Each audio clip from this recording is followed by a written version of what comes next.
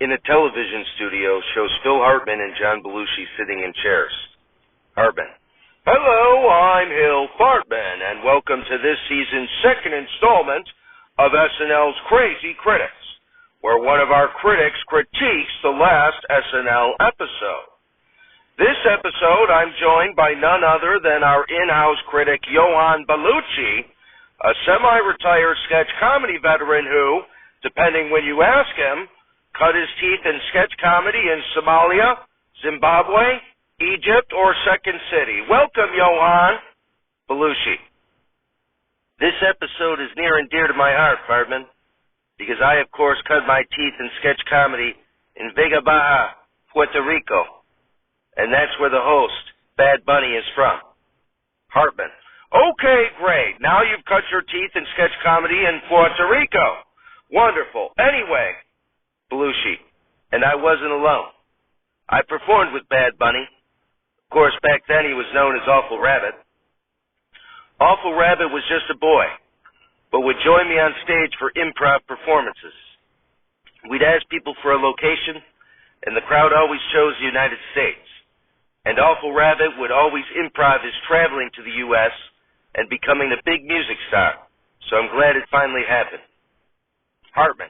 Oh, I'm sure. Anyway, what did you think of the cold open? Belushi. Well, I hate when SNL gets political. Hartman. Is that right? Belushi. I don't follow politics, so I had no idea what they were talking about. Hartman. You're not aware that there is currently no Speaker of the House and that Jim Jordan has unsuccessfully tried to gain that position. Belushi. All I know is that I like seeing Chloe's tits grabbed as Lauren Boebert, Bowen as George Santos, and that James continued his dynamite performance as Donald Trump. You see, back in the 90s, when I and Awful Rabbit would do street improv in Puerto Rico, Donald Trump himself used to show up and throw nickels at us. So it was great seeing him on stage. Whatever they were talking about politically, at least they brought it back around to the great Donald Trump, who is Puerto Rico's favorite son. Hartman. I don't think that's the case. They're pretty democratic down there. Anyway, what did you think of Bad Bunny's monologue? Belushi. I liked how Awful Rabbit alluded to the fact that he does whatever he wants. That was always true in his improv. Hartman. It's no longer Awful Rabbit, it's Bad Bunny. Belushi. He'll always be Awful Rabbit to me. Anyway, the monologue died for me once he started speaking in Spanish. I couldn't understand a word he said. Hartman. Didn't you speak Spanish when you were doing improv in Puerto Rico? Belushi. No, we had a strict English language policy. I guess it's no wonder we weren't very popular. But anyway, it was nice seeing Oberyn Martell from Game of Thrones come out during the monologue to translate. Hartman. You mean the actor who portrayed Oberyn, Pedro Pascal? Belushi. Sure, whatever. At least his skull was not crushed in the monologue. That would have been ugly. We used to have a bit in Puerto Rico where Awful Rabbit would pretend to crush my skull. It was very popular. Hartman. I'm sure it was. Anyway, what did you think of the sketch Rap Battle? Belushi. Well, Awful Rabbit and I used to have a recurring improv where we would have a rap battle, so I know this was in his wheelhouse. And I like the name Walter Whiteboy, an allusion to Breaking Bad. Mikey did a great job as Jim Jordan making a fool of himself. Hartman. Mikey wasn't still playing Jim Jordan. Belushi. Of course he was. He mentioned incest with his cousin, being catfished by his own dad, having 4 nuts. That's totally from the Jim Jordan playbook. Hartman. Moving on, what did you think of the video, The Age of Discovery? Belushi.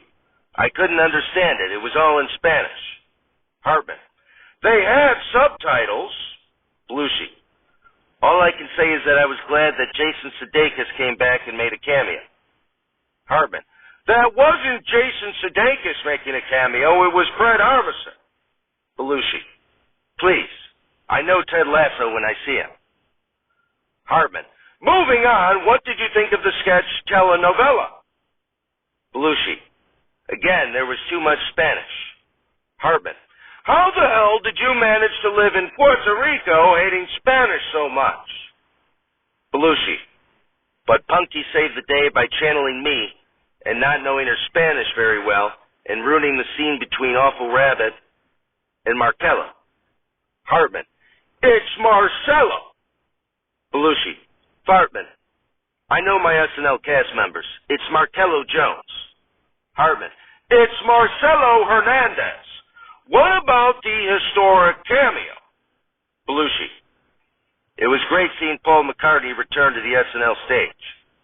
Hartman. It wasn't Paul McCartney. It was rock and roll legend Mick Jagger. Belushi.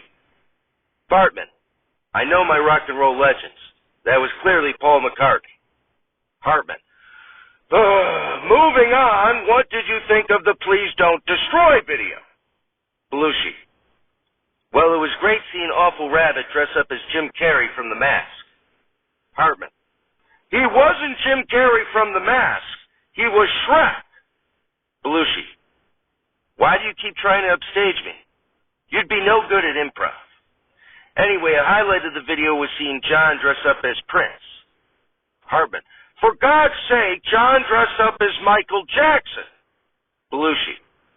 All this upstaging, just take my analysis for what it is. Hartman. What it is pathetic. Anyway, what did you think of Bad Bunny's performance of Unpreview? Belushi. I don't watch previews. Plus, it was all in Spanish. Hartman. Moving on, what did you think of Weekend Update? Belushi. Well, I must say, I don't appreciate how they failed to lampoon President Trump, and instead they attacked poor Senator Biden. Hartman. What universe do you live in? Joe Biden is the president. Belushi. Really? That old bag of bones? No way. He couldn't get 5 Subarus to his rallies in 2020. There's no way he's president. Hartman. You honestly don't know who the president is? What's wrong with you? Belushi. Perhaps I left my mind in Puerto Rico. Hartman. You must have. Anyway, what did you think of the sketch Protective Mom 2? Belushi. Oberyn stole the show as the overprotective dad. Hartman. Mom! Overprotective mom! The sketch is called Protective Mom, for Christ's sake. Belushi. I figured that was an error. Oberyn is clearly a man. Hartman. He was in drag. Belushi. You want a drag of what? I'm not smoking anything. Hartman. How about the video, The Right Track? Belushi. While it was a nice callback to the Waffle House sketch from the Jenna Ortega episode last season, I thought it was racist having Devin ask for welfare in front of a subway. Hartman.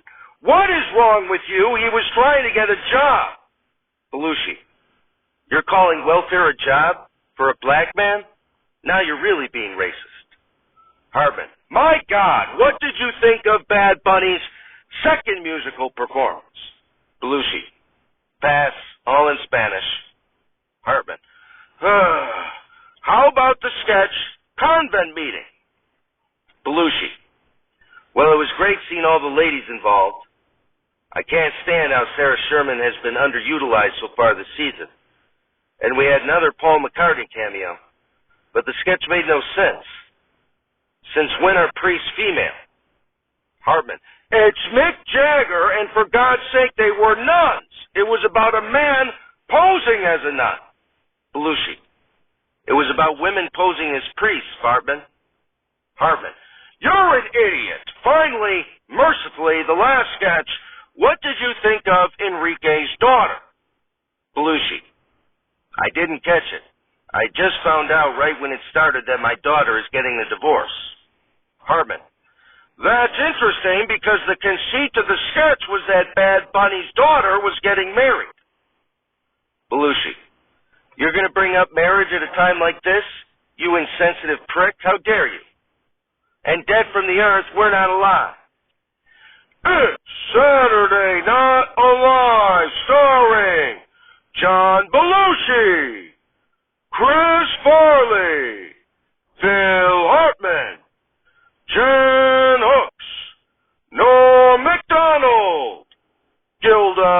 Bednar, Denitra Vance, and with many other special deceased contributors. Musical guest, Gary Wright, and your host, Milton Berle. Everybody, Milton Berle. Applause, applause, applause. Shows Berle on stage, who says, Thank you. Come on, we only have a few minutes. Thank you. In life, I was an actor and comedian. My career as an entertainer spanned over 8 decades, first in silent films and on stage as a child actor, then in radio, movies, and television.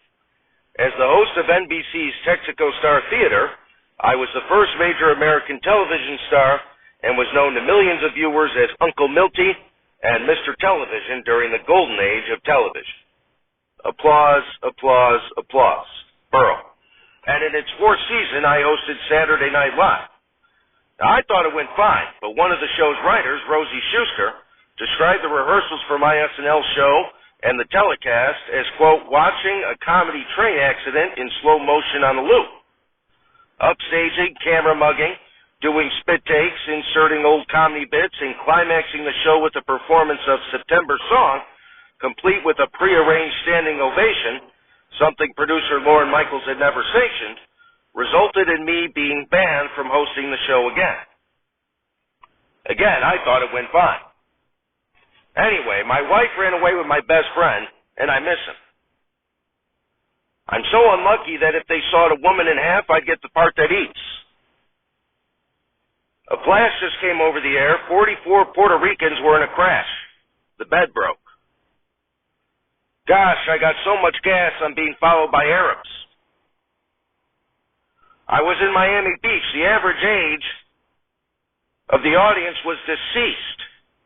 I'm used to that these days. The show here has me staying in a hotel. I must have been next to a newlywed couple because all night I kept hearing the husband ask, "Am I your first, darling?" And the wife would then say, "Why does everyone keep asking me that?" Anyway, we have a great show tonight. Norm MacDonald comes out and says, "Uncle Milty, what are you doing?" Berle, "What? What's the problem?" MacDonald, "How are you going to go through your whole monologue and not mention that you were known for being the biggest dick in show business?" Berle, "No, buddy, you see, I was known for having the biggest dick in show business."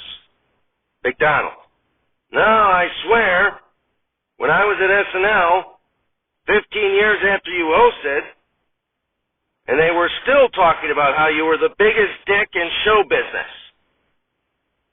Berle pats his groin and says, "Well, buddy, both things can be true, all right? Just ask your mom." Anyway, we have a great show tonight. Gary Wright of Dreamweaver fame is here, so let's see if he can get me through the night. We'll be right back.